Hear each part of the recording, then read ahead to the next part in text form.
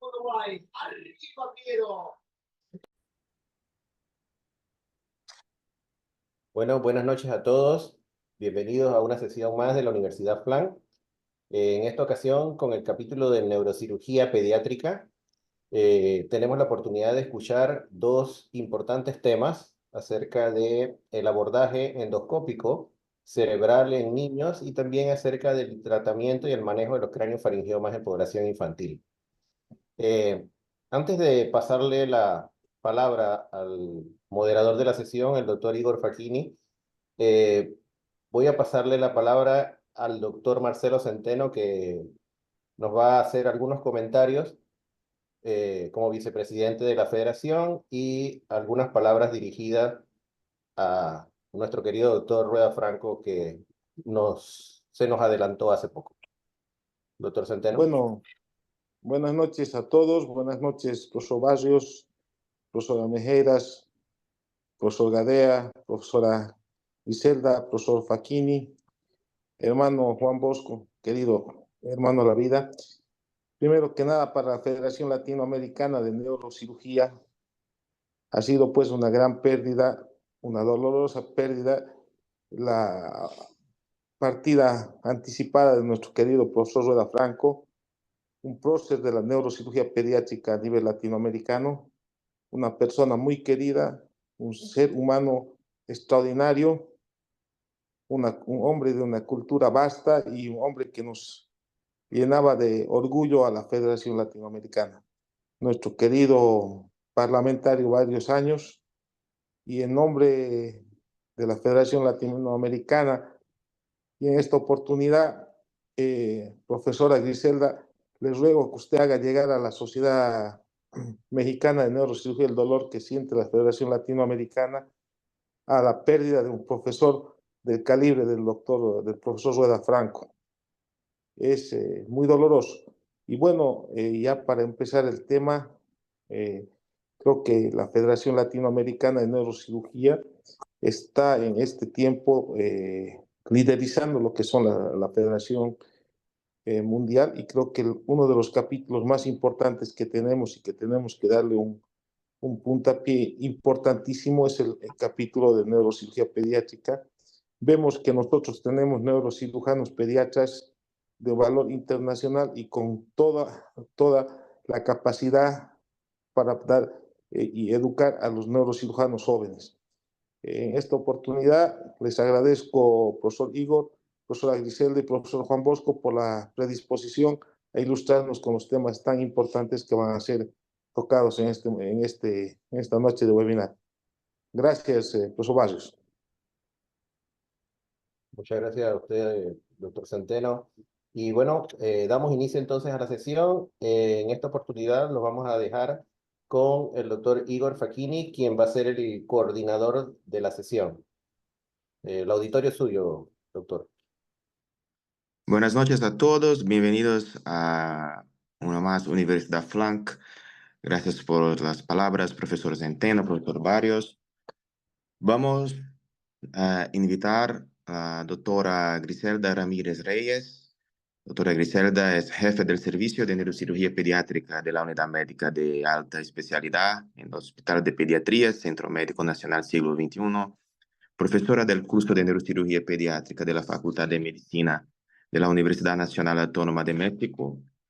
Es ex-presidente de la sección de Neurocirugía Pediátrica y ex-tesorera de la Sociedad Mexicana de Cirugía Neurológica y miembro activo del Consejo Mexicano para la Certificación en Cirugía Neurológica y miembro de la Sociedad Internacional de Neurocirugía Pediátrica. Doctora Griselda, por favor. Buenas tardes a todos y agradezco mucho la invitación a la Universidad FLAN y a todos los compañeros de Latinoamérica. El día de hoy yo les voy a hablar sobre las estrategias de manejo en el craneofaringioma en la población pediátrica. Y bueno, sobre el craneofaringioma se ha hablado y se ha escrito mucho desde los últimos casi 150 años. desde que empezó a hacerse las primeras descripciones histopatológicas de este tipo de tumor. Y bueno, conforme ha pasado el tiempo, pues reconocemos más este tipo de lesión de origen embrionario que se desarrolla en el conducto cráneo-faríngeo entre la región celar y paracelar y está conformado por restos de la bolsa de Rathke.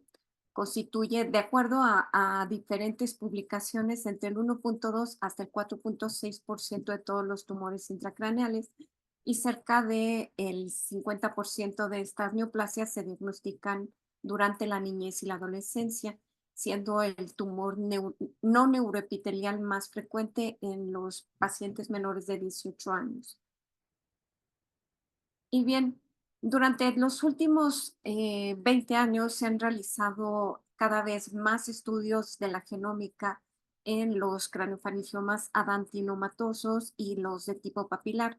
Esto principalmente en la búsqueda también de targets que permitan también dirigir los tratamientos actuales con inmunoterapia para poder tener un mejor control de este tipo de tumoraciones. Las deficiencias hormonales que estos pacientes presentan al momento del diagnóstico son múltiples. Entre ellas, pues las más frecuentes están las deficiencias de hormona de crecimiento, que puede ir de un 35 hasta un 100% de los casos.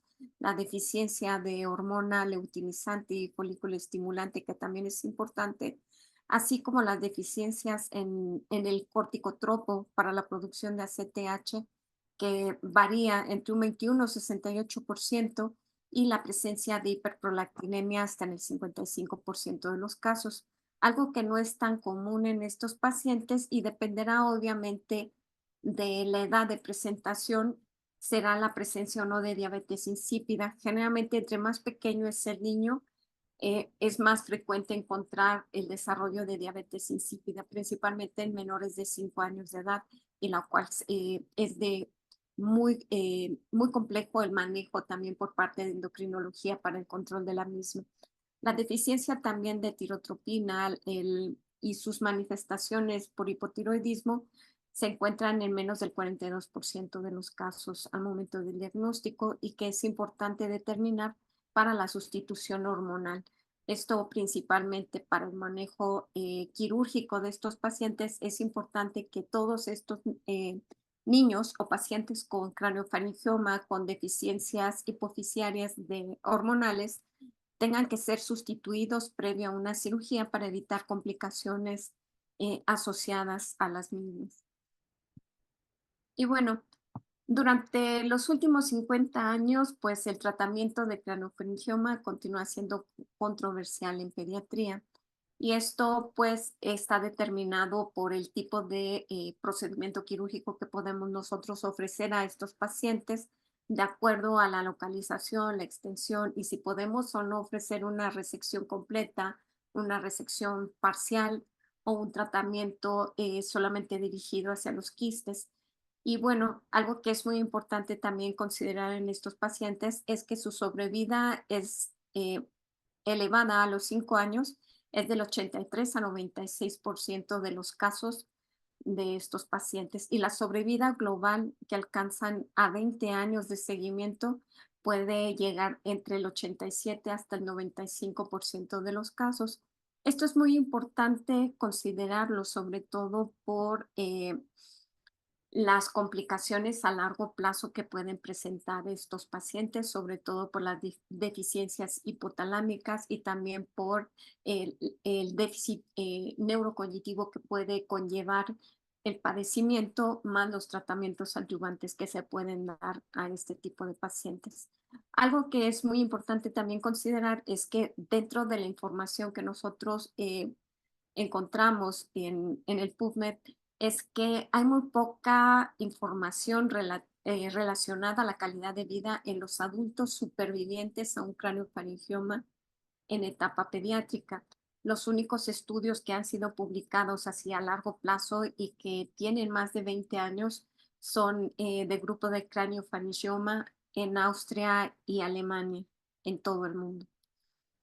Y bueno, Las manifestaciones clínicas son múltiples en este tipo de pacientes, pero algo que sí nos interesa tanto a nosotros en el área de la neurocirugía pediátrica es que los médicos de primer contacto puedan identificar cuáles son los datos clínicos que tienen estos pacientes y que nos deben de hacer sospechar que tienen este tipo de lesiones intracraneales, sobre todo porque muchos de ellos llegan después de un largo periodo de evolución con los síntomas y llegan con lesiones que son sumamente complejas para su manejo. Y aquí, bueno, algo que es muy común es la combinación de la cefalea, el déficit visual progresivo, la ganancia de peso y la polidipsia que puede hacernos sospechar en este tipo de lesiones. De hecho, en el estudio de craniofaringioma de Müller, ellos a través de la evaluación del niño sano, a través de lo que son las gráficas de crecimiento y desarrollo de los niños, ellos han identificado que tempranamente se puede hacer un diagnóstico de este tipo de patología porque hay muchos cambios en el metabolismo y en el crecimiento y el peso de estos niños de forma temprana. Y bien, algo que es relevante dentro del crecimiento y desarrollo, pues es siempre la evaluación del índice de la talla de estos pacientes. La talla baja durante el primer año de vida es la manifestación más temprana de esta enfermedad, así como el incremento de peso que se va dando en los siguientes años del desarrollo del niño. La combinación entre componentes sólidos, la presencia de quistes, calcificaciones en las imágenes, pues son factores que son muy importantes dentro de la evaluación en el diagnóstico diferencial por imagen en tomografía y resonancia magnética. La calidad de vida de estos pacientes que sobreviven al manejo de estas tumoraciones, pues se ve muy afectado a lo largo de su vida, con secuelas que son ocasionadas por la contigüidad que tiene este tipo de tumoración hacia el nervio óptico, el quiasma, la glándula hipoficiaria y el hipotálamo por sí mismos. Algo que, bueno, a pesar de que los neuropatólogos lo clasifican como un tumor benigno, entre comillas, la localización, la extensión y también la infiltración que producen a nivel hipotalámico, pues realmente es más de un comportamiento pues más agresivo de lo que nosotros esperaríamos para un tumor benigno en un paciente. Y bueno, las estrategias en cuanto al tratamiento neuroquirúrgico radical pues van a depender de estas estructuras que están involucradas y obviamente del riesgo de secuelas adversas que puedan tener los pacientes. Y bueno, la obesidad extrema, la obesidad de origen hipotalámico, pues es la condición que tiene el mayor impacto negativo sobre la calidad de vida a largo plazo de todos estos pacientes. Y eso principalmente por el síndrome metabólico, por la resistencia a la insulina que desarrollan estos pacientes, la esteatosis hepática y la hipertensión arterial sistémica a largo plazo finalmente reducen la sobrevida después de los 20 años. Y bien, ¿qué otros diagnósticos diferenciales tenemos en las lesiones de esta localización? Entre ellos, bueno, tenemos propiamente los quistes de la bolsa de Rathke, que son mucho más fácilmente diferenciados actualmente a través de los estudios de resonancia magnética. La presencia de adenomas hipoficiarios es más frecuente observarlos en la población de adolescentes. Es donde tenemos el pico más importante de adenomas en la población pediátrica después de los 12 años de edad. La presencia también de tumores de origen de células germinales y también los teratomas podemos nosotros observarlos en esta localización y estamos obligados a realizar el diagnóstico diferencial cuando vemos estas lesiones, principalmente durante la adolescencia, que es donde tenemos más variedad de lesiones que ocupan esta localización. También algunas lesiones, como son los astrocitomas hipotalámicos, que tienden a tener un crecimiento de forma importante, ocupando también inclusive la región celar o el tercer ventrículo, son lesiones que debemos de descartar cuando tenemos niños pequeños, niños menores de 5 años o con antecedentes de una neurofibromatosis. Y bien, aspectos que son también importantes a considerar dentro de lo que es el manejo quirúrgico de estos pacientes, pues es conocer cuál es el desarrollo embriológico y durante los primeros años de vida del paciente pediátrico, porque de eso va a depender el tipo de abordaje que nosotros podemos emplear en algunos de estos pacientes. Generalmente, pues es bastante complejo abordarlos desde el punto de vista endoscópico cuando tenemos niños de 2, de 3 o 5 años de edad, porque todavía no está neumatizado el seno esfenoidal y eso implica que va a ser mucho más complejo poder abordarlo a pesar de que se tengan fresas para poder fresar esa estructura. eh, y bueno, de eso dependerá también evaluar en la etapa escolar o en la adolescencia un abordaje de tipo endoscópico y también de la experiencia que se tenga para el manejo de estas lesiones por esta vía. Y bueno, algo que es importante considerar, los craneofaringiomas en su gran mayoría tienen calcificaciones que pueden ser observables desde las placas simples de cráneo.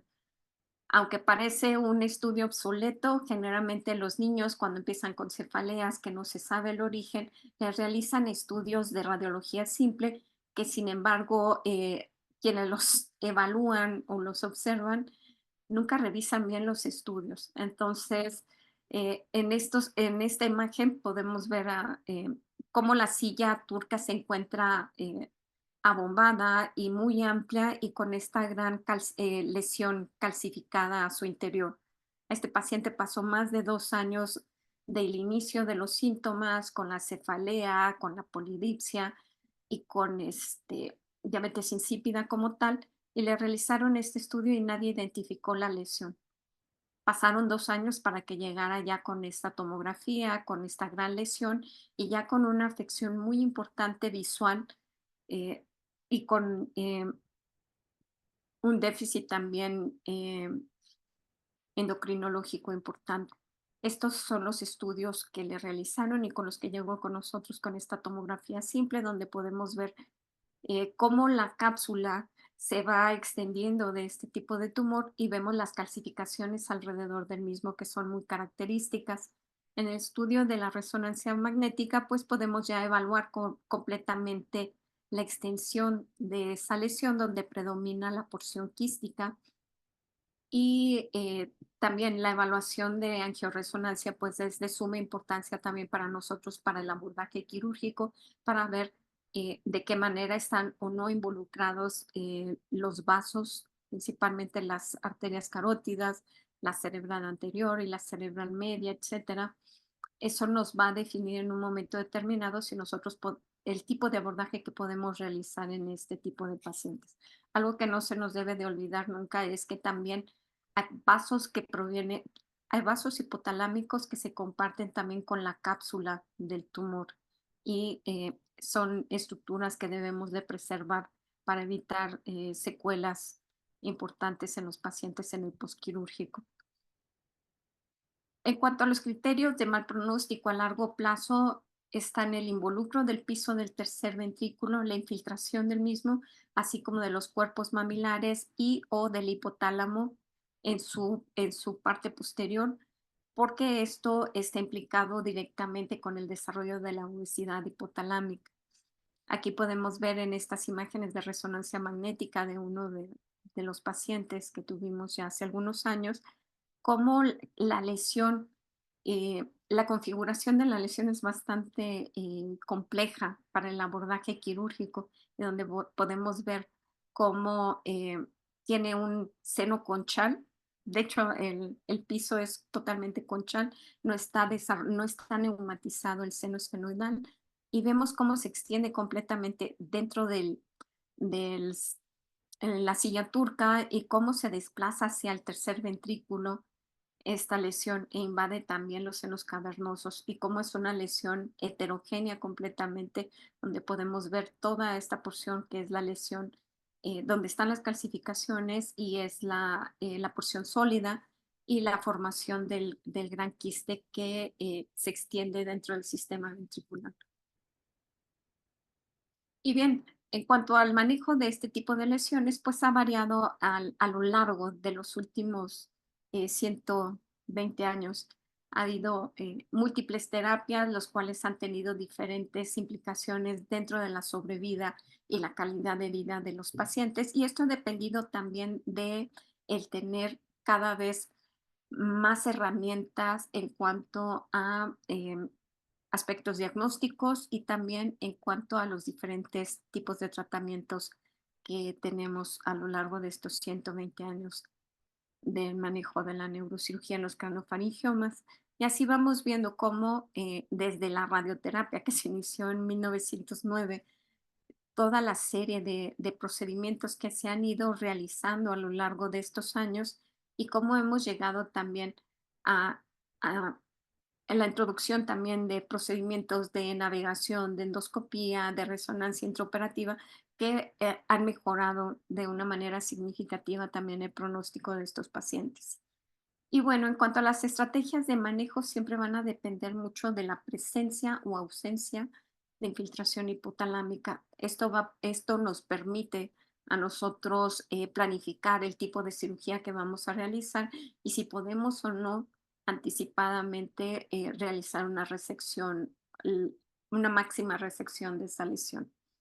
Así, cuando no hay infiltración hipotalámica, se puede realizar una resección casi completa, tratando de preservar la función tanto visual e hipotalámica y conservar el tallo hipoficiario, pero esto dependerá obviamente también del volumen de esa lesión y la extensión que tenga. Y bien, cuando hay infiltración hipotalámica y es muy importante evitar hacer una resección completa porque las lesiones quirúrgicas tienen un efecto negativo directo sobre la calidad de vida de estos pacientes, como ya se los mencioné previamente. Y bueno, en estos casos, la resección radical no es recomendable de ninguna manera. Se deben de prevenir las secuelas graves en estos pacientes y en algunos casos, en mayores de 5 años, se puede evaluar la irradiación como una terapia adyuvante o de salvamento en estos casos. Y bueno, desde el inicio, cuando llegan estos pacientes en la evaluación por imagen, debe de eh, poderse determinar si estos pacientes presentan infiltración hipotalámica desde el inicio, porque desde ahí se debe de reconocer esta enfermedad como una enfermedad crónica y donde se debe de hacer un constante monitoreo de las consecuencias y de los recursos disponibles para el tratamiento por un grupo multidisciplinario. Y bien, existen múltiples clasificaciones para el craniofaringioma con fines quirúrgicos. Y aquí, bueno, pues es importante saber si esta lesión está confinada solamente a la silla turca, si esta se encuentra infra o supradiafragmática, si es prequiasmática, está desplazando el quiasma, está desplazando las arterias cerebrales anteriores hacia arriba y atrás, o si es retroquiasmática esta tumoración, si ésta se extiende a través del tercer ventrículo, desplaza el quiasma contra el tubérculo celular, o si son este tipo de lesiones gigantes que también observamos con un crecimiento monstruoso en diferentes direcciones, que puede ser hacia fosa anterior, media o posterior, o inclusive hasta la unión cráneo-cervical.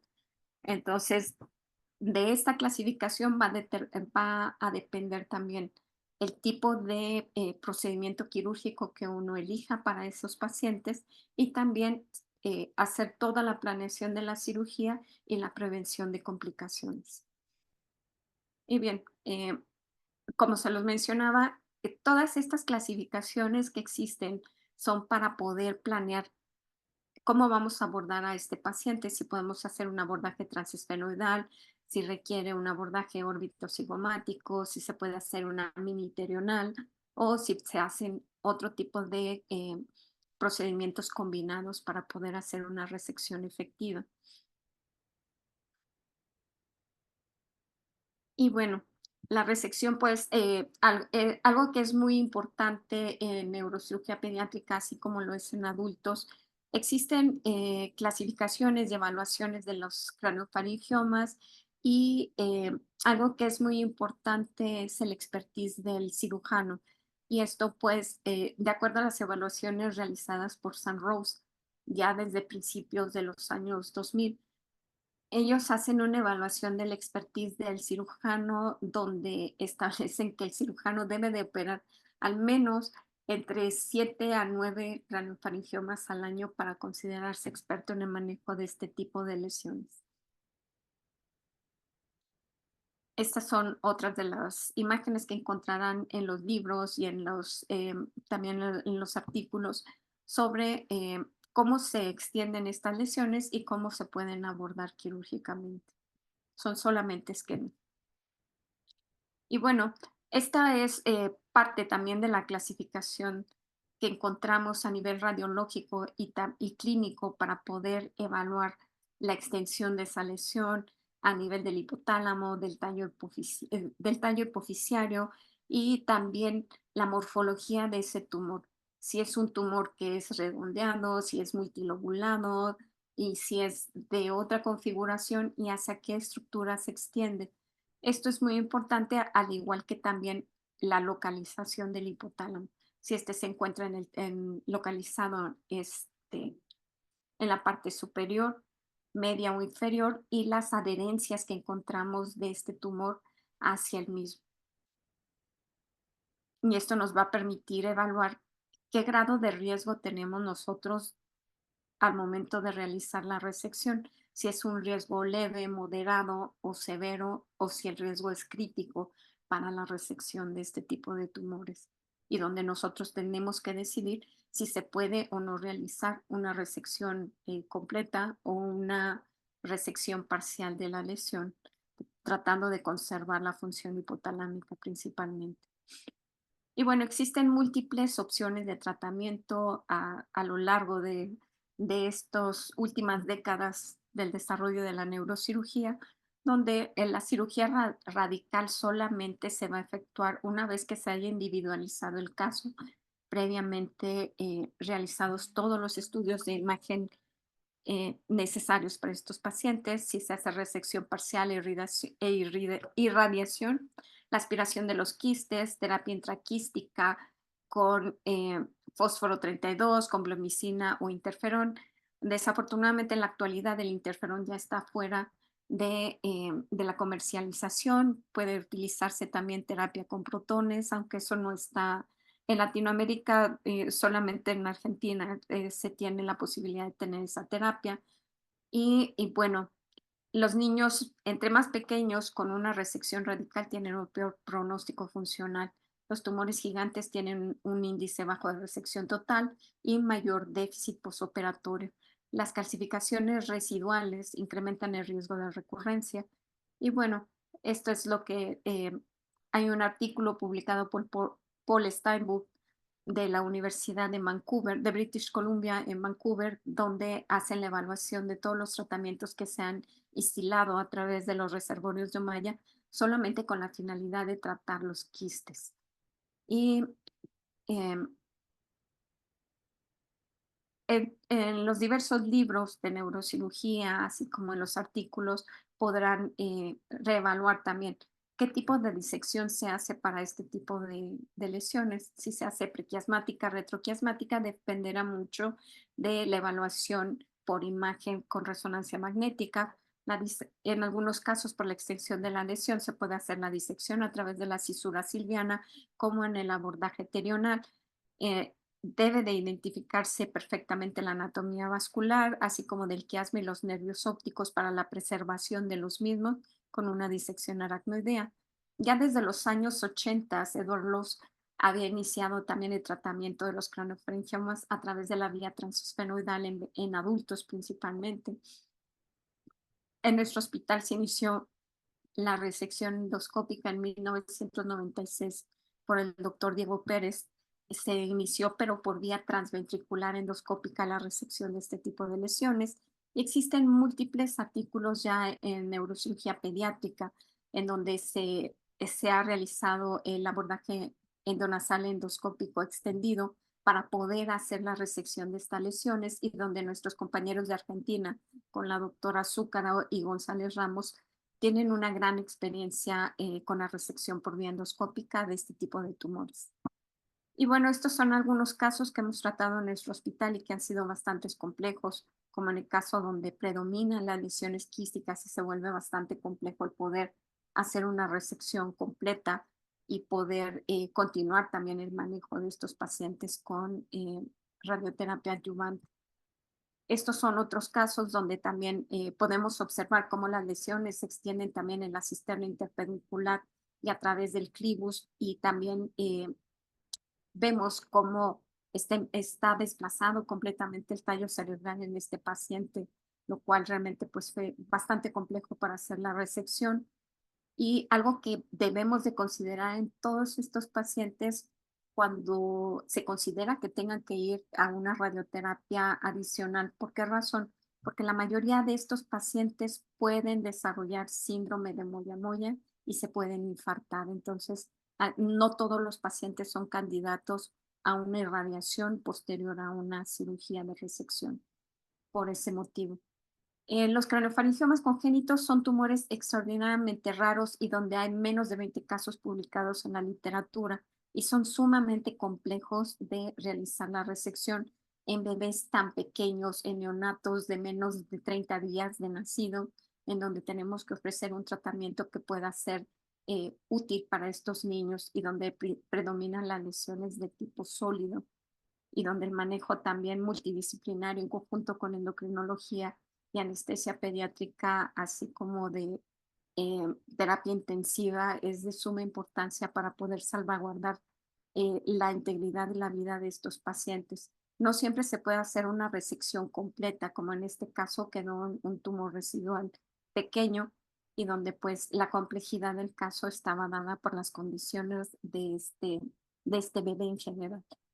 Tenemos estas otras lesiones que se extienden también hasta la unión craneovertebral, donde predomina la lesión quística y donde pues el manejo puede ser combinado también para poder resecar este tipo de lesiones. Estas otras en donde este paciente fue atendido en un hospital privado y llegó con nosotros ya en estado vegetativo y con esta lesión residual, donde se esperaba que se ofreciera una resección mucho más amplia para este paciente. Obviamente, pues las condiciones neurológicas nunca cambiaron de este niño, nunca hubo una mejoría a pesar de una reintervención. En este otro caso, esta fue una paciente que llegó prácticamente con una lesión visual muy marcada y muy severa, donde pudimos ofrecer una resección mucho más amplia. Sin embargo, pues las condiciones de la menopsia, así como su diabetes insípida y la deficiencia hipotalámica que ya tenía, pues no pudimos mejorarla en el sentido funcional. Este es otro caso, también un caso bastante complejo, donde se pudo hacer una resección bastante amplia.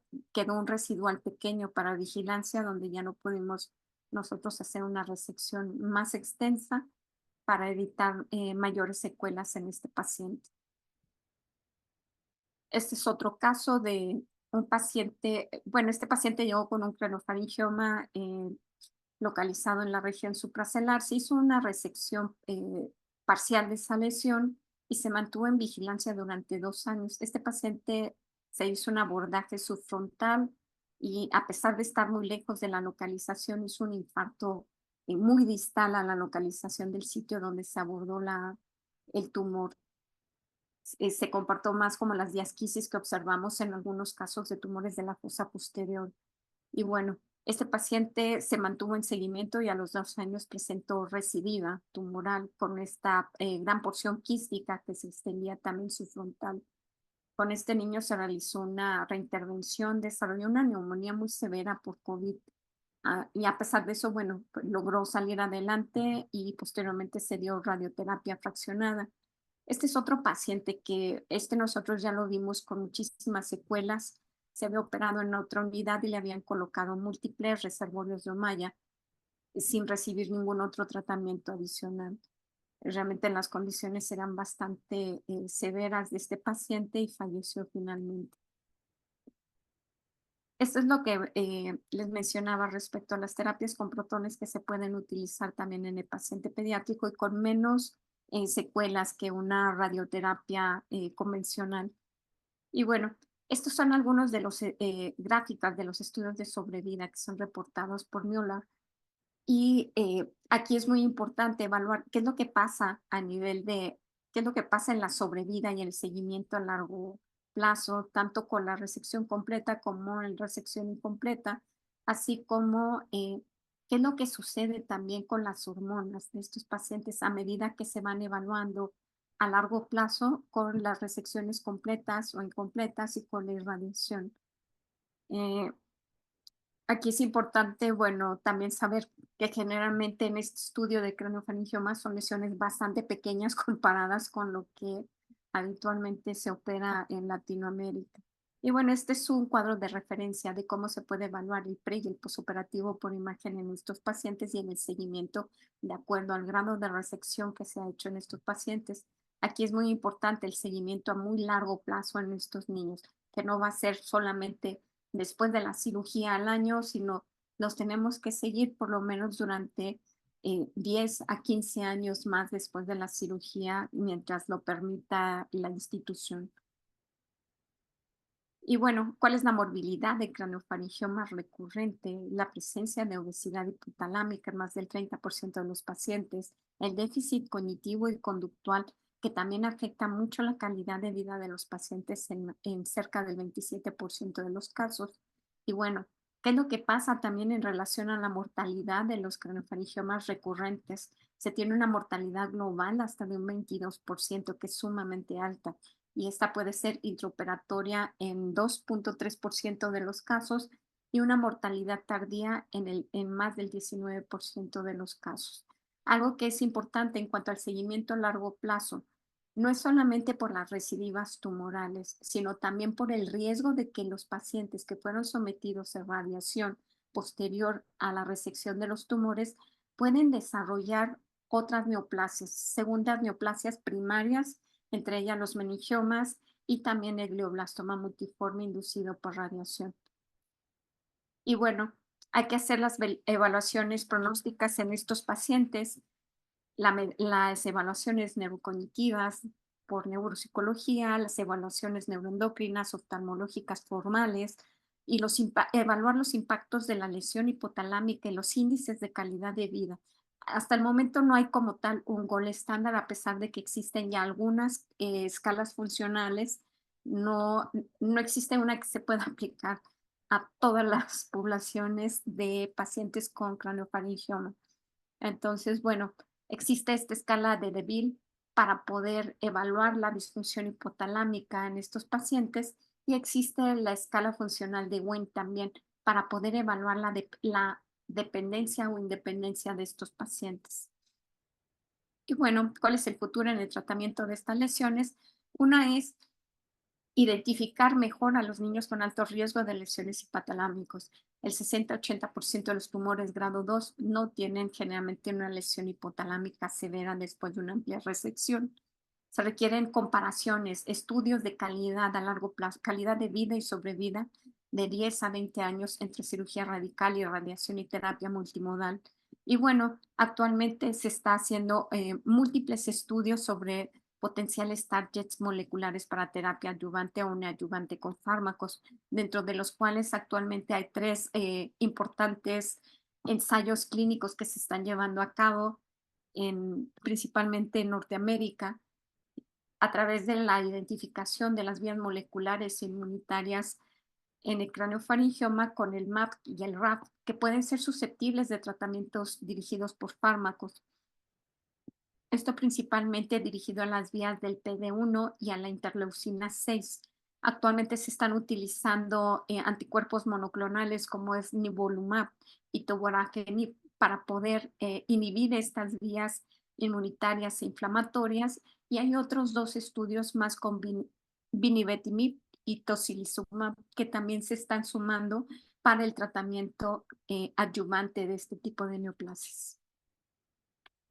Muchas gracias.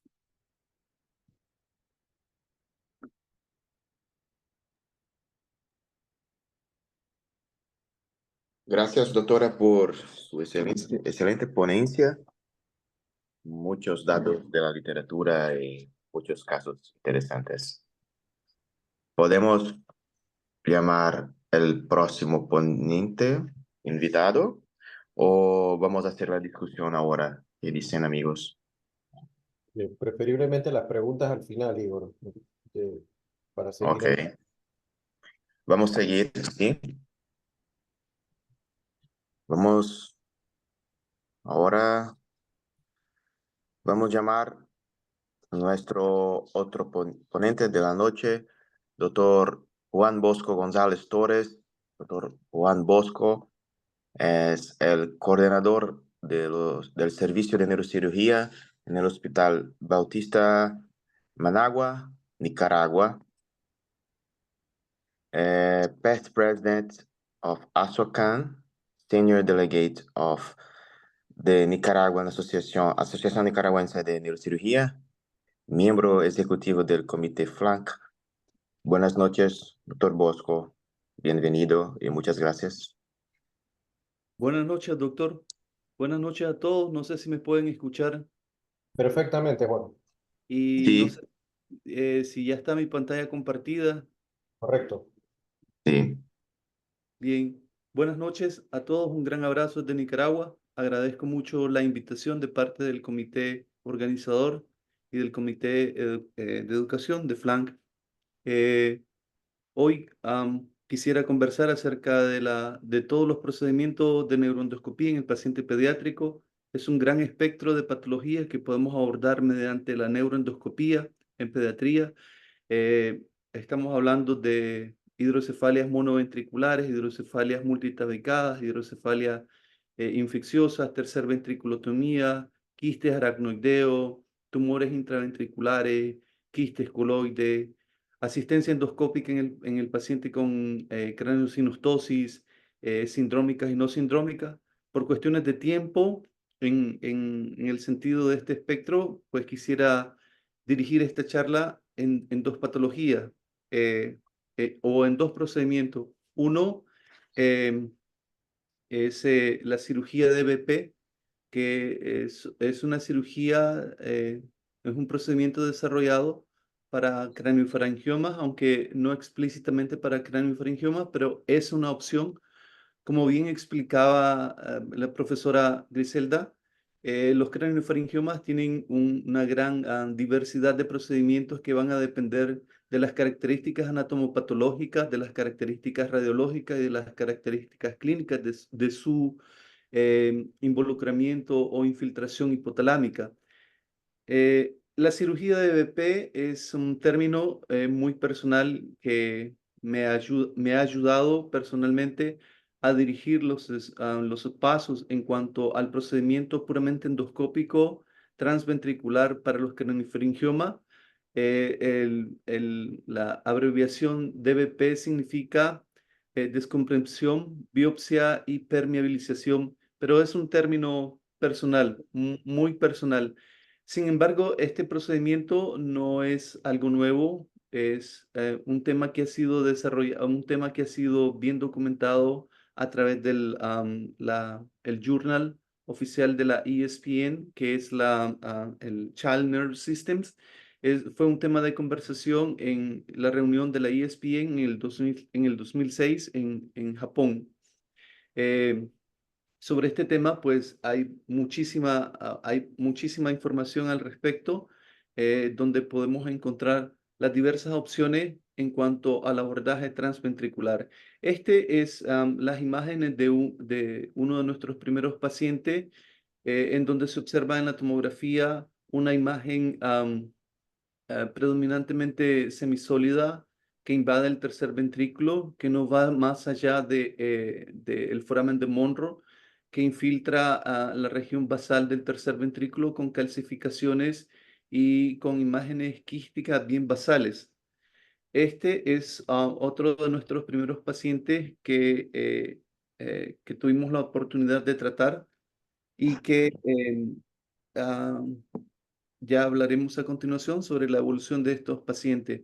Perdón por la calidad de este video. Este video es de uno de los procedimientos que realizamos en el Hospital Infantil de Nicaragua. Como pueden observar, este es el tumor que se evoca a través del foramen de Monro. Hablando precisamente del abordaje, lo primero que hacemos es identificar los landmarks habituales que nos permiten desarrollar el procedimiento y sobre todo identificar la vascularización del tumor. Empezamos con la devascularización en la superficie del tumor y lo que intentamos es obtener un encogimiento del tumor que nos permita descender a través del tercer ventrículo y obtener un espacio entre el tumor y el foramen de Monro. Este procedimiento cabe señalar que se puede desarrollar con un equipo básico de endoscopía transventricular, cual si fuese una tercer ventriculostomía. De hecho, este paciente yo lo planeé para realizarle una tercer ventriculostomía y planear otro abordaje. Sin embargo, las características del tumor me permitieron abordarlo puramente endoscópico, llegando a una resección completa y con una evolución clínica buena, con un seguimiento radiológico a 2 años, al igual que la mayoría de pacientes que ya les voy a presentar. Y afortunadamente, pues no hemos tenido las complicaciones endocrinológicas que podrían presentarse en otro tipo de abordaje. Lo principal en este tipo de abordaje, en el abordaje puramente endoscópico transventricular para los cranioangiomas que invaden el tercer ventrículo, el principal elemento es la paciencia. No es un procedimiento tan largo, pero puede tomar su tiempo. Em, es importante obtener una buena devascularización del tumor, un buen encogimiento del tumor a través de la superficie de este, pero también trabajando a través de la parte intratumoral, como se observa en esta parte del video. Acá en este momento de la cirugía estamos en la porción intraventricular donde encontramos las características em, am, histopatológicas que nos permiten pensar en un craniofaringioma, como son las calcificaciones intratumorales, la refringencia de estos tumores, el líquido intratumoral, un líquido denso, color aceitoso, con condensaciones amarillentas como se observan dentro del tumor, que sugieren realmente o aumentan la sospecha de un craniofaringioma. En esta parte de la cirugía, lo que pretendemos es la aspiración del contenido quístico o líquido que pueda haber dentro del tumor, que nos permita la disminución del volumen tumoral para la apertura del foramen de Monro y evitar lesiones superiores, lesiones como por ejemplo los pilares anteriores del fornix o lesiones a estructuras elocuentes para permitir un trabajo, para permitir una devolución extratumoral. En este momento estamos en la pared posterior inferior del tumor, levantándolo como si fuera una hoja en esta porción, lo cual permitió la visualización del acueducto del Silvio, y esto a su vez permite la circulación de el líquido cefalorraquídeo de una manera anatómica, de una manera fisiológica. Esto completa el hecho de la permeabilización, y a eso se refiere con el término de permeabilizar.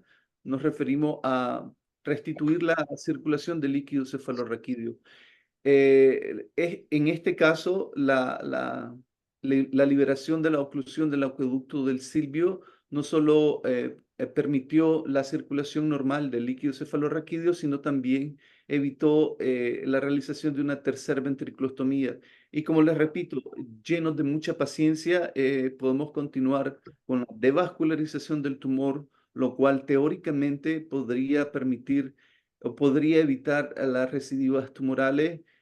También en este momento es muy importante señalar que es imprescindible disminuir la cantidad de calor que se pueda transmitir a través de la coagulación bipolar, llevarla al mínimo posible, al mínimo que nos permita coagular los vasos tumorales sin irradiar tumor a las regiones hipotalámicas, permitiendo evitar lesiones incluso a la región periacueductal, una zona altamente sensible, pero nos permite tomar una muestra sustancial del tumor, de este tejido que ya está devascularizado, un tejido friable que se puede tomar libremente y en este momento podemos observar una visión panorámica que asegura la circulación del líquido cefalorraquídeo a través del acueducto del Silvio, una circulación fisiológica que evita la colocación de un sistema de derivación ventrículo-peritoneal. Esta es la imagen preoperatoria y esta es la imagen postoperatoria de este paciente. Hemos tenido seguimiento con este paciente endocrinológico, oftalmológico, psicológico, pediátrico y neuroquirúrgico a 2 años. En todos los casos que voy a presentarles a continuación, hemos tenido el mismo seguimiento, tratando de apegarnos a la evaluación postoperatoria que ya señalaba, que muy bien señalaba la profesora Griselda, en donde se involucran múltiples especialidades. Esta es la imagen axial del mismo paciente. Hay un neumoencéfalo ventricular residual que no presentó ninguna complicación infecciosa. Y esta es la casuística personal que tengo. 12 casos a la a la fecha tengo 18 casos, pero 12 casos mostrados con seguimiento paralelo a 2 años con las múltiples especialidades que ya se señalaban. Este es un resumen de la casuística de los múltiples expertos que hay en el mundo en relación a este tipo de procedimiento. Y como bien señalaba la profesora Ramírez, cada paciente define según sus características radiológicas y anatomopatológicas y clínicas el tipo de abordaje que se puede realizar. Por tanto, este tipo de abordaje transventricular puramente endoscópico no es para todos los pacientes, sino para pacientes muy bien seleccionados radiológicamente. Y en conclusión, en cuanto a este procedimiento, es un procedimiento relativamente sencillo que no requiere una curva de aprendizaje muy alta. Es en pacientes adecuadamente seleccionados, es una técnica segura, eficaz y con buenos resultados a mediano plazo y sobre todo para países latinoamericanos, especialmente como Nicaragua, donde no contamos con tantos recursos en cuanto a las diversas opciones de tratamiento que ya mencionaba la profesora Ramírez.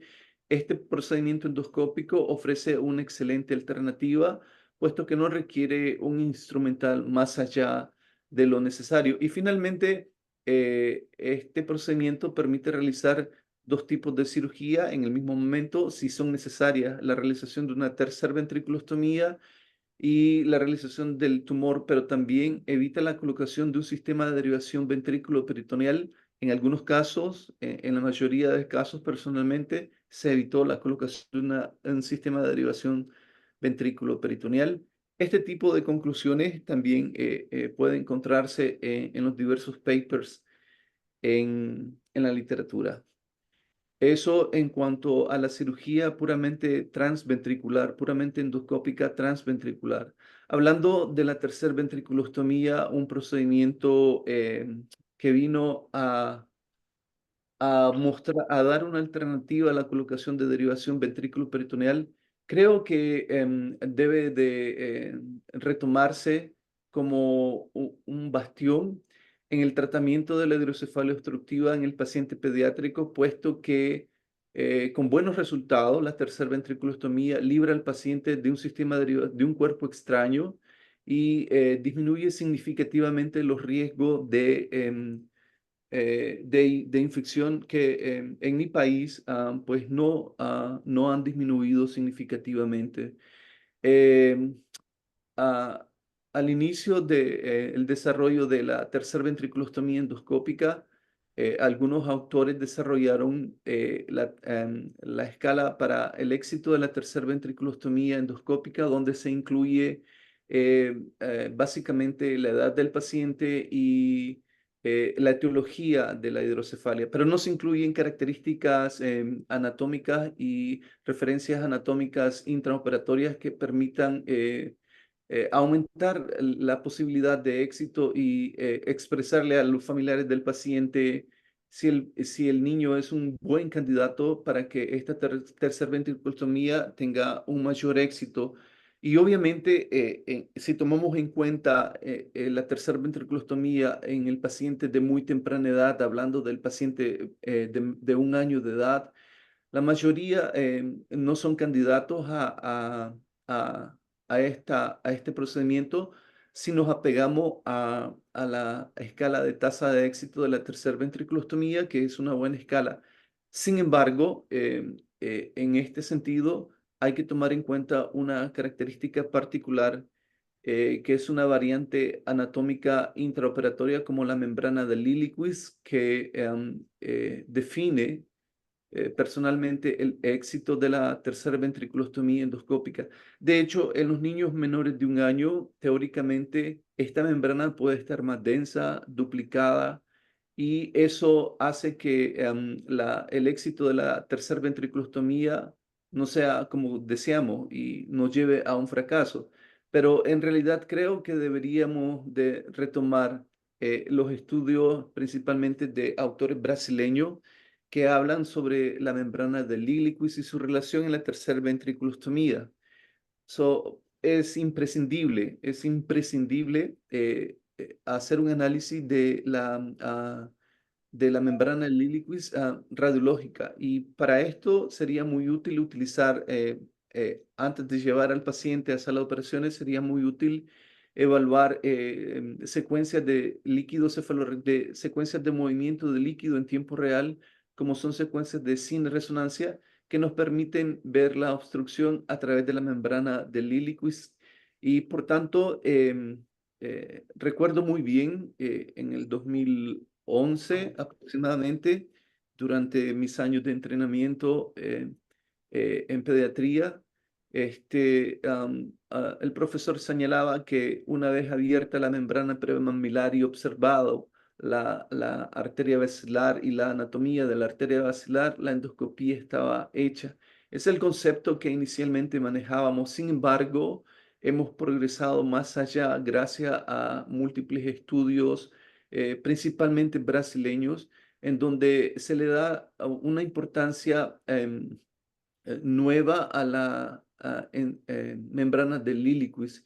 Y por esto creo que antes de precipitarnos en realizar la ostomía, hay que analizar bien la anatomía ventricular, y más allá de la anatomía, por debajo de del tuber cinereum, observar bien la anatomía prepontina, la anatomía cisternal y la anatomía preclival.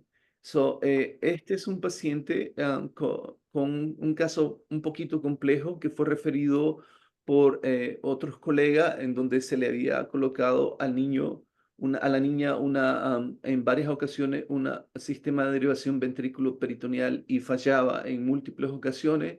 Se analizó radiológicamente y se observaba la presencia de este quiste bilobulado, la ausencia del septum interventricular y la disrupción de la anatomía intraventricular.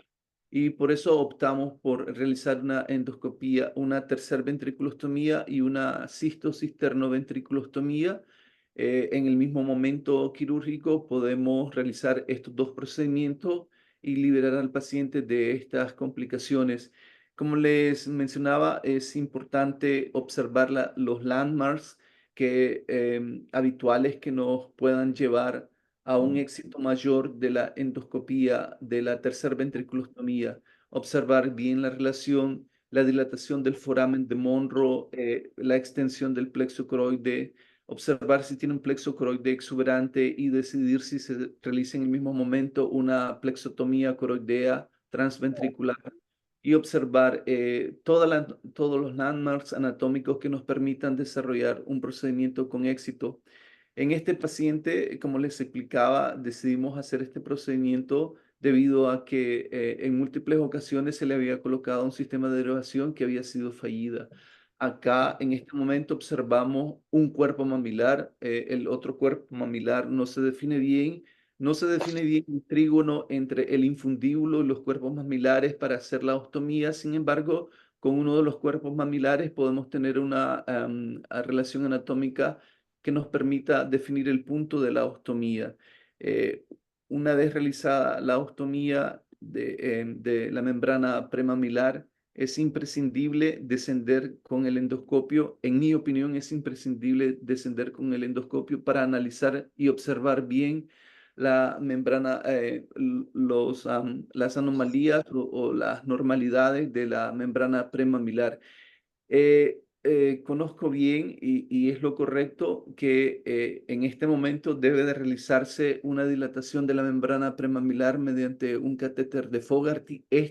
Y traje este video precisamente para ilustrar las opciones que tenemos en cuanto a el momento en que hay carencia de un catéter de Fogarty, y la apertura de la membrana premamilar se puede hacer con el mismo catéter ventricular y hacer la dilatación de la membrana para observar la anatomía prepontina.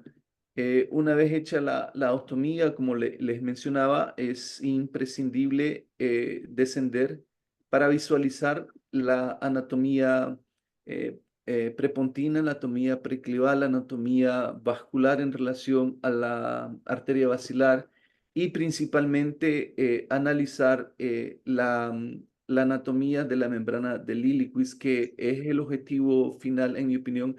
Acá podemos observar el momento del descenso para observar dicha anatomía y observar si la membrana de Liliequist está anatómicamente perforada.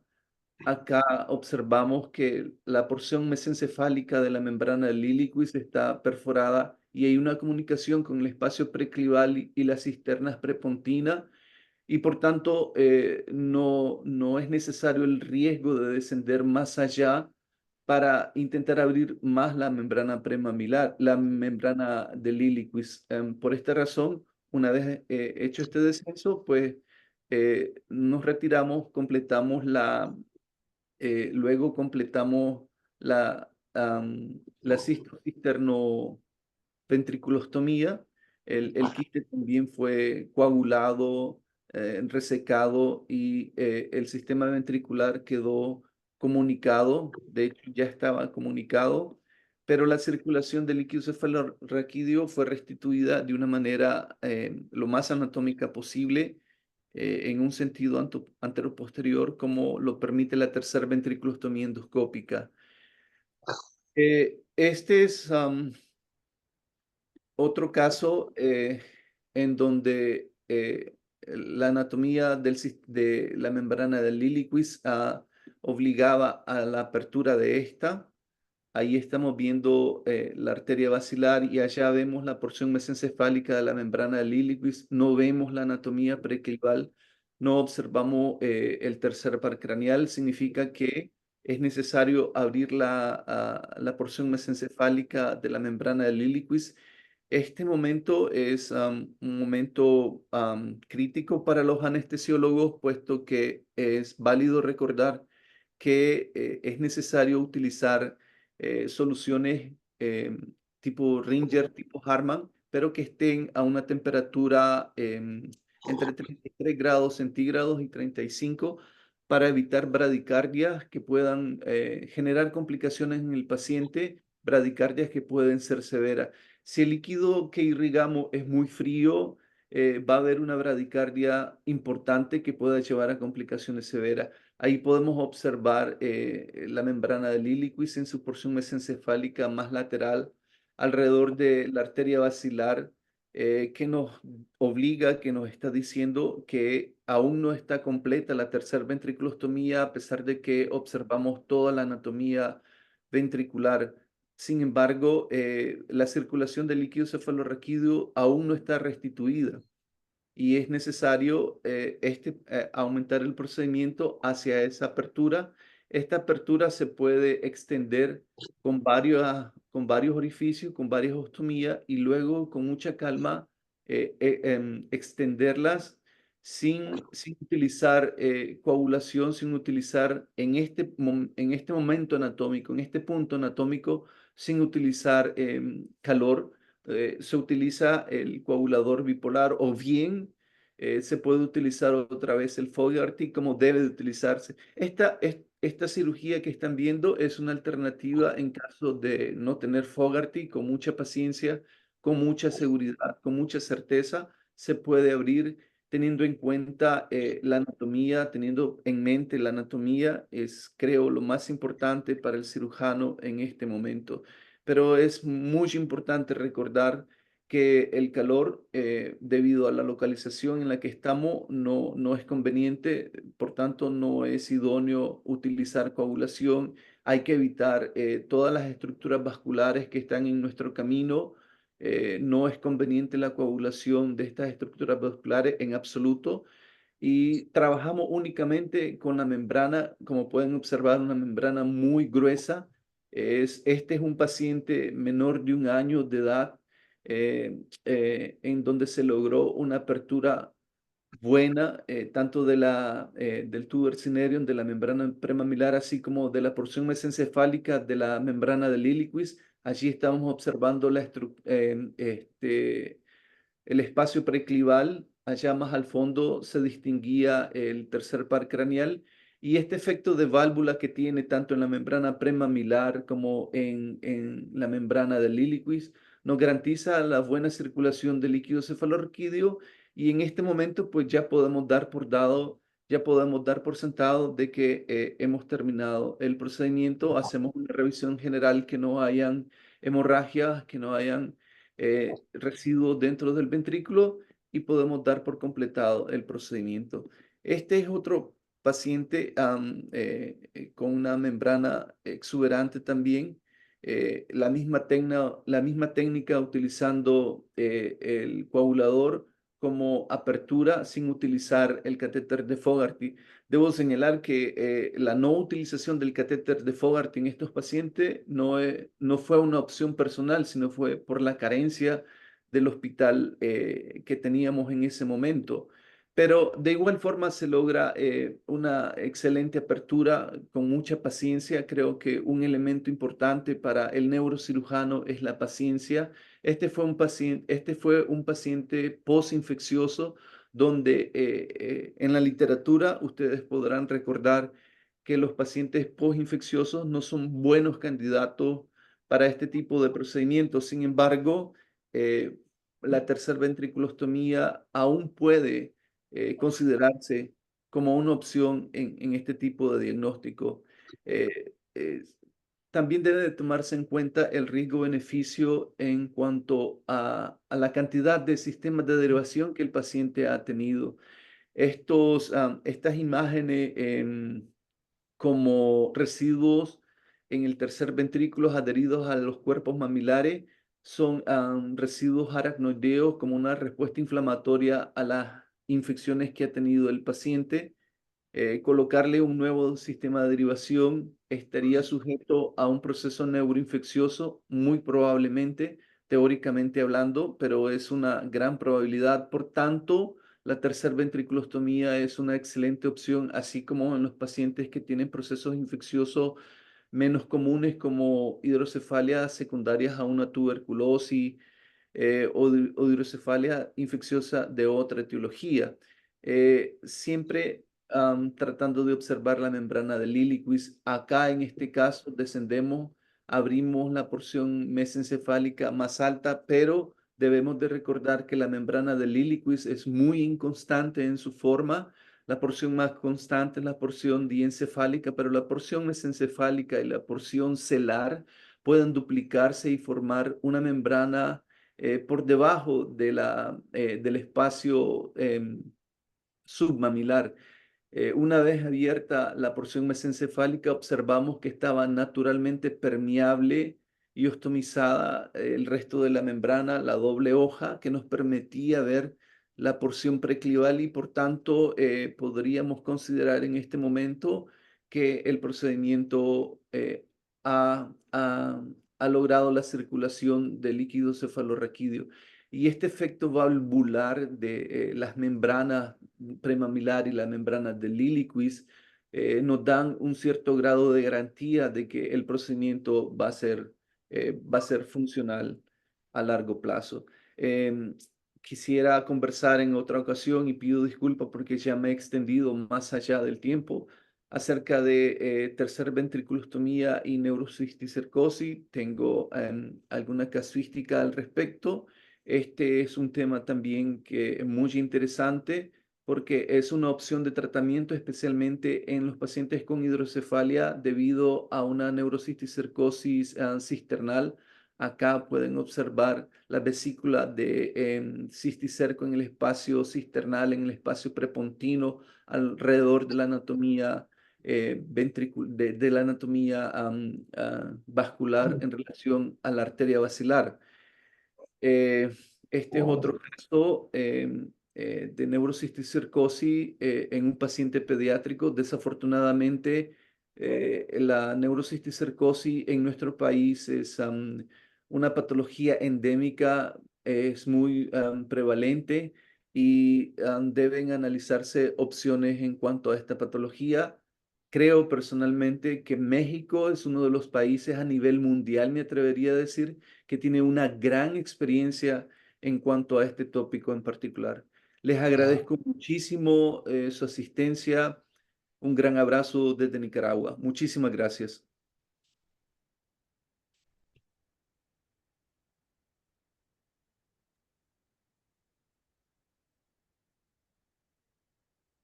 Muchas gracias, profesor Bosco. Muy buena charla. Vamos ahora a hacer una discusión, ¿sí? Vamos a abrir la discusión para todos los presentes online. Si alguien tiene una pregunta para nosotros ponentes, doctor Bosco y doctora Ramírez. Veo que acá tenemos nuestro querido profesor Hilda Acevedo, que tiene una gran experiencia también con TV. ¿Alguien desea hacer alguna pregunta?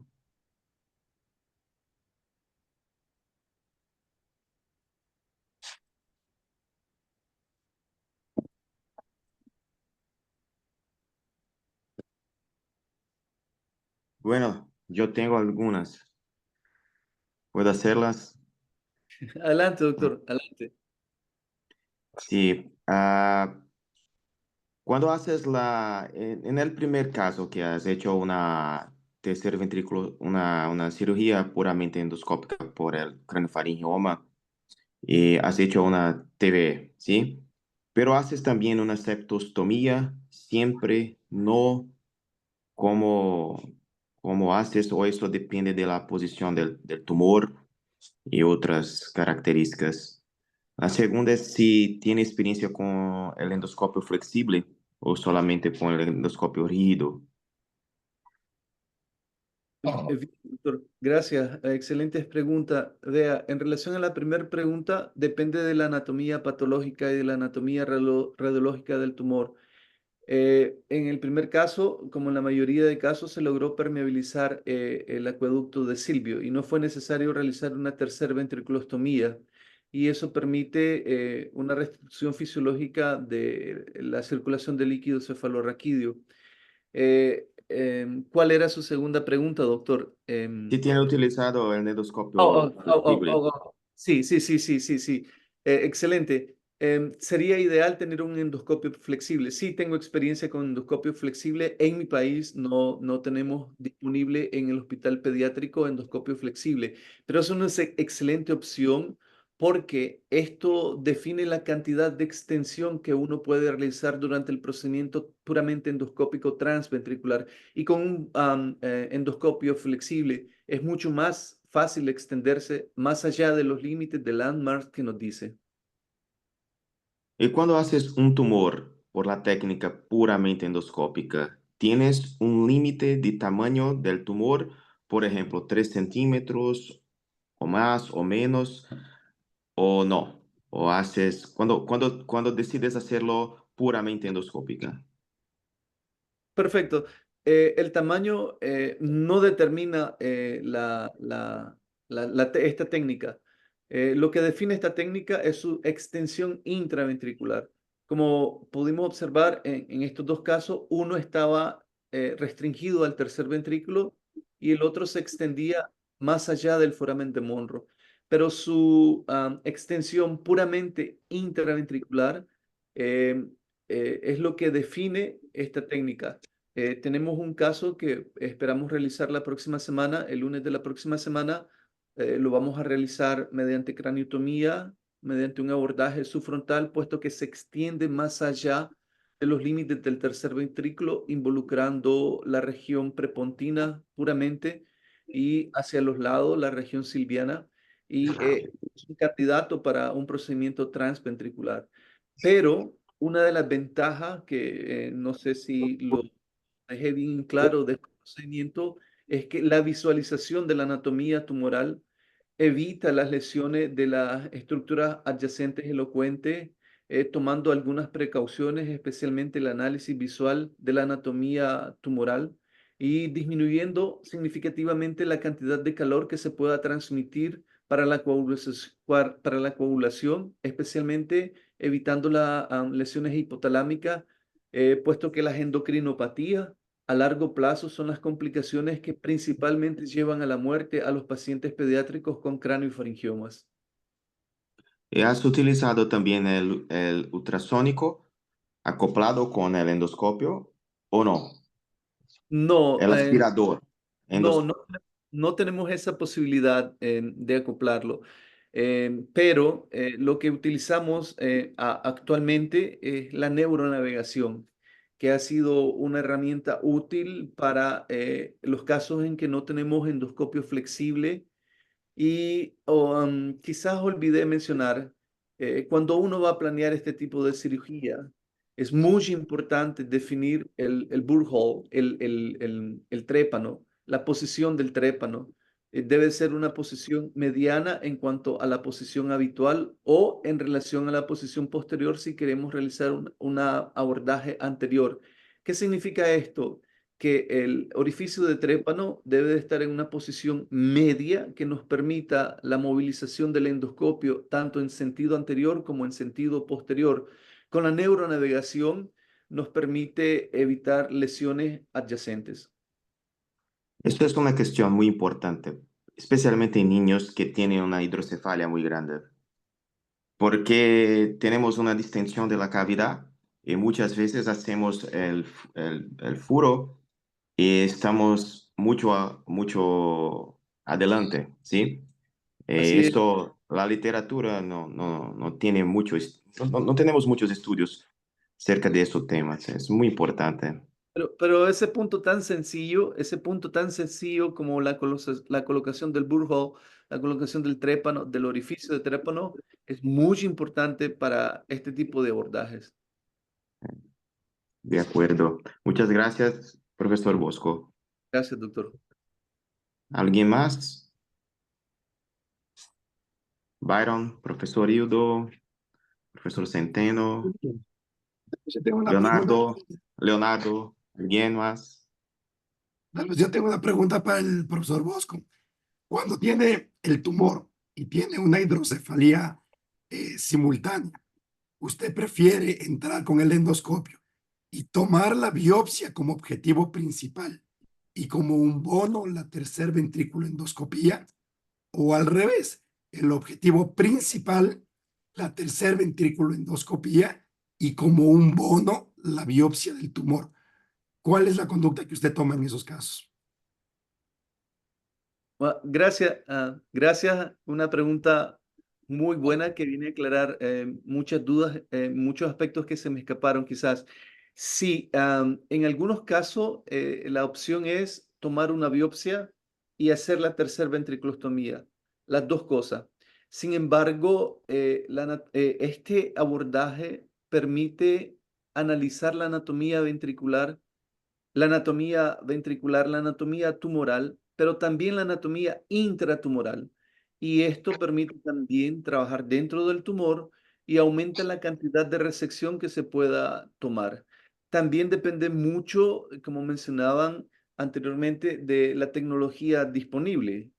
Si se acompaña de un aspirador ultrasónico, excelente, aumenta la posibilidad de recepción.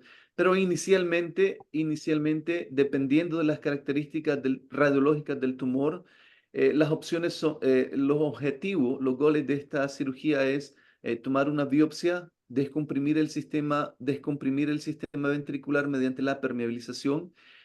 Casi siempre voy por la tercer ventriculostomía y la biopsia, ambos. pero en la mayoría de casos, si no es que en todo, los tumores me han permitido una resección total.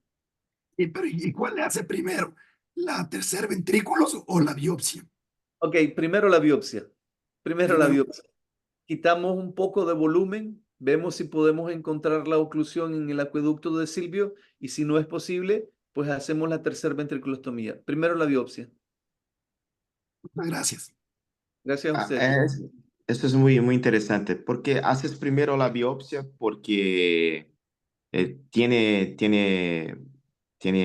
algún deseo que el sangrado puede ocluir el estómago si haces una biopsia primero.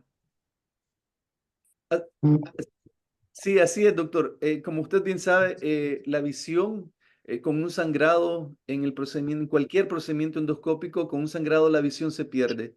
Hay que esperar mucho tiempo, hay que irrigar, hay que generar presión positiva mediante irrigación, hay que tener cuidado con la coagulación. Algunas veces la coagulación no es permisible por el lugar en el que estamos y por tanto es ideal tomar una muestra antes de que potencialmente se nos bloquee la visión. Pero como señalaba anteriormente, si hacemos una visión panorámica del tumor, de la anatomía vascular del tumor, podemos ir directamente a los vasos principales, tanto de la superficie como de la base, aislándonos o alejándonos de la región hipotalámica principalmente. Pero tomar la biopsia al inicio es ideal. Generalmente estos tumores tienen un gran componente quístico en su mayoría y esta devulsión o esta eliminación, esta aspiración del quiste le resta gran volumen y le resta gran presión al sistema intraventricular. Y esa misma acción permite ir devulsionando el tumor, tomando mayores muestras y analizando la anatomía del tercer ventrículo. Es una cirugía muy dinámica. Gracias. ¿Alguien más? Leonardo tenía una pregunta, estaba levantando la mano, Igor. Correcto. Leonardo, por favor. Gracias, buenas noches a todos. Quería hacer una pregunta que yo creo que fusiona un poquito las dos conferencias, ¿no? Al principio entendí de la doctora Ramírez que nos había planteado que probablemente en niños la sobrevida, la mortalidad posterior a un craneofaringioma sea comparable cuando hay una resección completa o cuando hay una resección parcial con un coadyuvante luego de la resección. Siendo así, que fue lo que creo entendí de la conferencia, siendo así, teniendo la oportunidad de hacer abordajes intraventriculares, como nos decía el doctor Juan Bosco, probablemente a los tipo 1, según la clasificación que nos puso la doctora, porque estos son lesiones que van justamente al ventrículo y que al hipotálamo solo llegan en la porción superior, ¿no? Creo que fue lo que más o menos planteó la doctora Ramírez. En este tipo, en el tipo 1, sí existe la posibilidad o la mayor tasa de resección completa. Y lo pregunto porque en adultos, por lo menos, nosotros sí tenemos una alta tasa de recidiva si la resección no es completa. Si dejamos calcificaciones, inclusive la propia cápsula, en algunas ocasiones es causa de recidiva.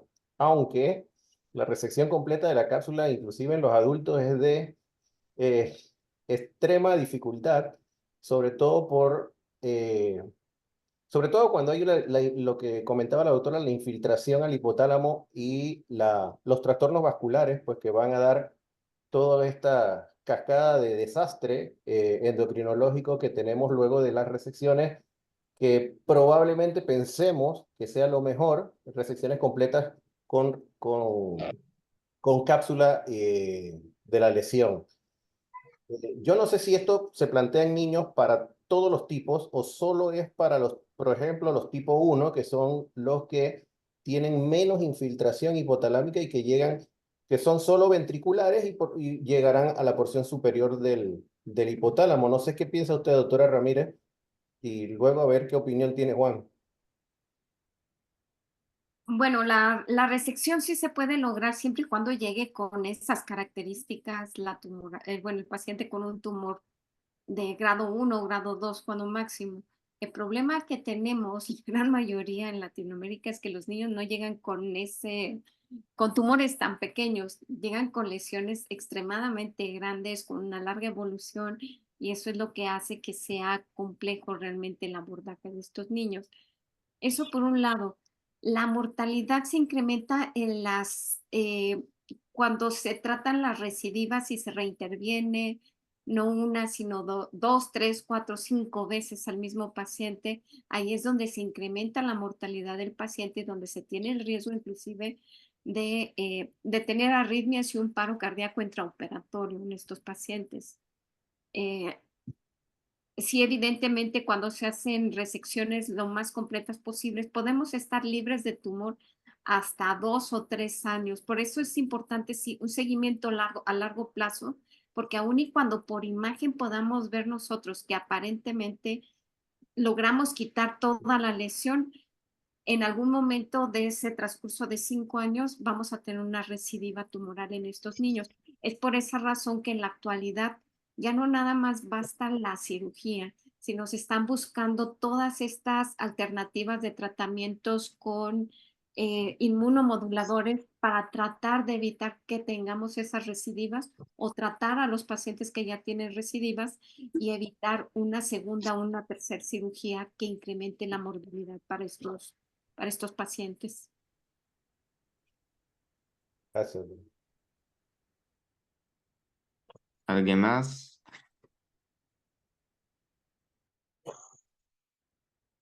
Yo tengo dos preguntas para doctora Griselda. Muy buena charla, gracias. La primera pregunta es si tienes experiencia con alfa interferón. Nosotros hemos hecho algunos casos acá, pero ahora no más. Hacíamos cuando teníamos tumores quísticos con más de 70% de su contenido quístico. Pero debemos tener en cuenta que debemos cambiar el modo de tratar al niño. Tratamos ahora, dejamos de tratar una patología aguda para tratar una patología crónicamente, ¿sí? Me gustaría saber su opinión. La segunda pregunta es, ¿qué criterios utilizan ustedes en México después de una resección parcial del tumor? Lo que hacen ustedes, observan o encaminan para adjuvancia con la radioterapia, si es posible, el niño por la edad. Eso es una de las decisiones más difíciles que tenemos, porque muchas veces, como ha dicho Leonardo, tenemos 30%, 35%, muchas veces más de recidiva. Y es muy difícil de hacer esa decisión. Si tiene una resección parcial, por ejemplo, en el grupo 2, si deja tumor por el hipotálamo, ¿lo que haces después? ¿Qué criterios utilizan ustedes en México? Porque la literatura no es muy clara acerca, ¿sí? Bueno, nosotros no tenemos experiencia con interferón. Uno de mis compañeros estuvo tratando a algunos pacientes con bleomicina con un buen resultado, también intraquístico a través de reservorios de Mayo. Y básicamente, pues ahora que queríamos utilizar interferón, pues ya no existe en el mercado como No tal. existe en el mercado, ¿sí? Ahora no tiene Este más. es un problema que es importante porque ya, bueno, ya el doctor Cabaleiro nos había demostrado él y con otros estudios que se realizaron posterior al de él, la eficacia que tenía al menos en el control de la parte quística. Pero para la parte pues sólida no había otro tratamiento más que llegar por la cirugía.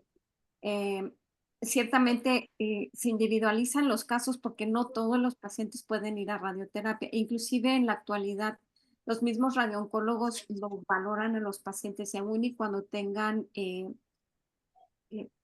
tumor residual, no todos los pacientes los irradian, sobre todo aquellos en los que eh, se envían con una porción sólida, pero durante el transcurso del tiempo desarrollan lesiones quísticas. Esos pacientes no los irradian porque obviamente no pueden hacer correctamente todo el marcaje para poder irradiar esos pacientes por toda la porción quística. Entonces, lo que hemos estado haciendo ya últimamente, pues ya es recurrir también a colocar los reservorios Y algo que estábamos nosotros planificando en conjunto con nuestros compañeros de investigación es poder iniciar el tratamiento también con algunos de los inmunomoduladores que están actualmente investigándose y ver realmente cuál es la eficacia que pudiera tener, al menos en controlar la enfermedad.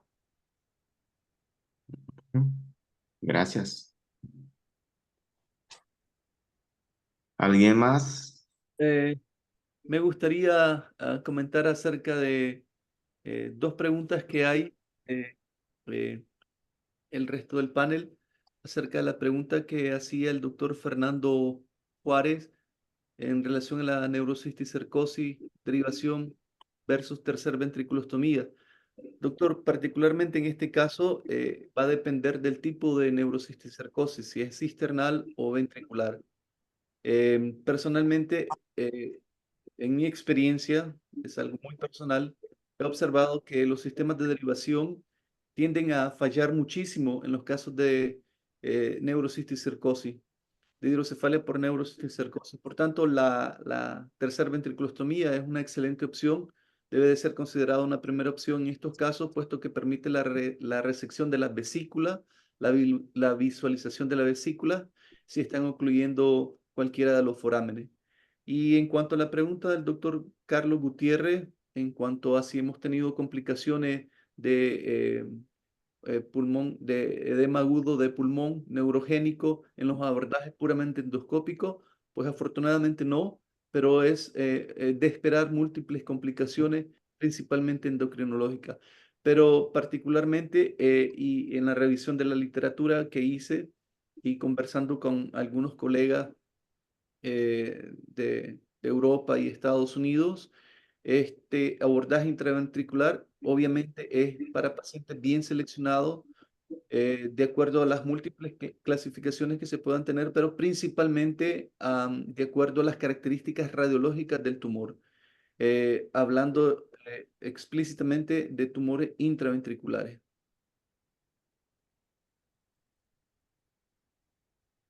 Bueno, gracias, profesor. No tenemos más preguntas en el chat. ¿Alguien más desean hacer alguna pregunta para los ponentes de hoy?